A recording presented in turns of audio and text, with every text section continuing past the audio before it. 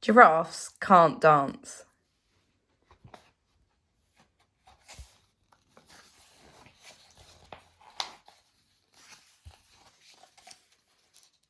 Gerald was a tall giraffe whose neck was long and slim, but his knees were awfully bandy and his legs were rather thin. He was very good at standing still and munching shoots off trees, but when he tried to run around, he buckled at the knees. Now, every year in Africa, they hold the jungle dance, where every single animal turns up to skip and prance. And this year, when the day arrived, poor Gerald felt so sad, because when it came to dancing, he was really very bad. The warthogs started waltzing, and the rhinos rocked and rolled. The lions danced a tango, which was elegant and bold.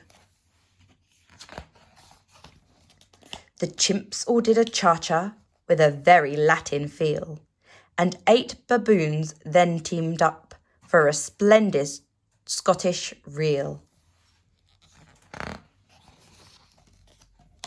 Gerald swallowed bravely as he walked towards the floor, but the lions saw him coming and they soon began to roar.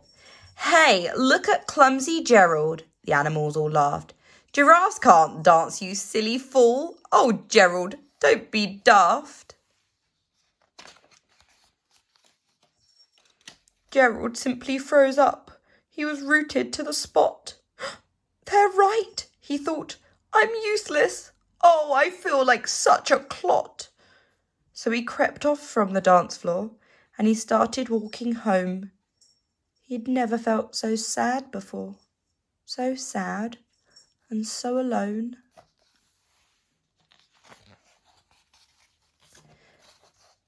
Then he found a little clearing and he looked up at the sky. "The moon can be so beautiful," he whispered with a sigh. "Excuse me," coughed a cricket who'd seen Gerald earlier on, "but sometimes when you're different, you just need a different song."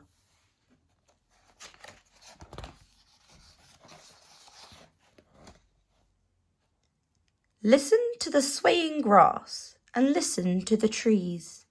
To me, the sweetest music is those branches in the breeze. So imagine that lovely moon is playing just for you. Everything makes music if you really want it to.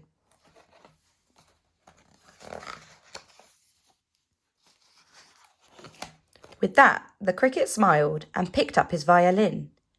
Then Gerald felt his body do the most amazing thing. His hooves had started shuffling, making circles on the ground. His neck was gently swaying and his tail was swishing round. He threw his arms out sideways and he swung them everywhere. And then he did a backward somersault and leapt up in the air.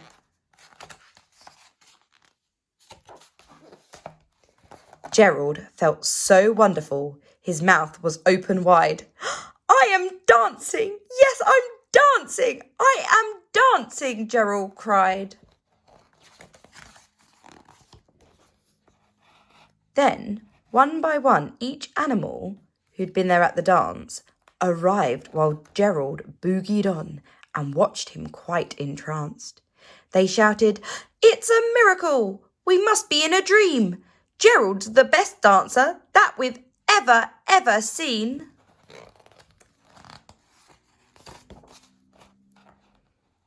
"How is it you can dance like that? Please, Gerald, tell us how."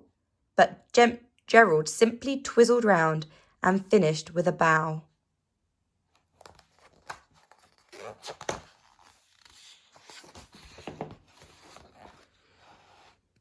Then he raised his head and looked up at the moon and the stars above.